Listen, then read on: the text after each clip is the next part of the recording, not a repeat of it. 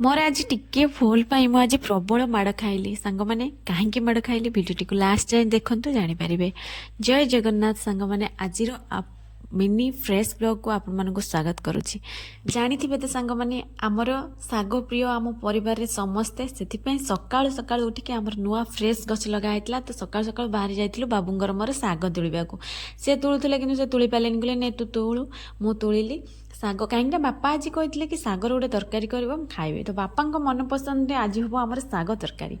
तो सेठी साग तुली नहीं आसलु सब साग तुली नहीं आसिक मुझे मटर छुई छुई जब मो वीडियो भल लगो ताहले निश्चय गोटे लाइक देबे। तापर मु बाहर आसली किचन को देखला बेले किचन रे रही जाइतला कोबी ताको मु साइज रखिया पई नहीं आसली देखंतु बाहुबली स्टाइल रे मु कोबी की टेके टेके आनिची। तापर हमर बाबू पळे आसले घर को तांके पानी पीबार थिला तो तांको नेकी पानी दउतले किंतु से बाहर थिबे कोन ना घर को आसिले तो एनी टाइम फोन ले लगी रुहती तो तांको मु एटी डिस्टर्ब कर मजा मस्ती टिके लगी जाइतले सेमिति किछि न किछि लोक तो चाहती एमिति हुंता केंको भितरे तो सेमिति किछि नाही मते लागि कि मु दुनिया रे सबुठ बेस्ट परिवार आ बेस्ट स्वामी ही पाइछि।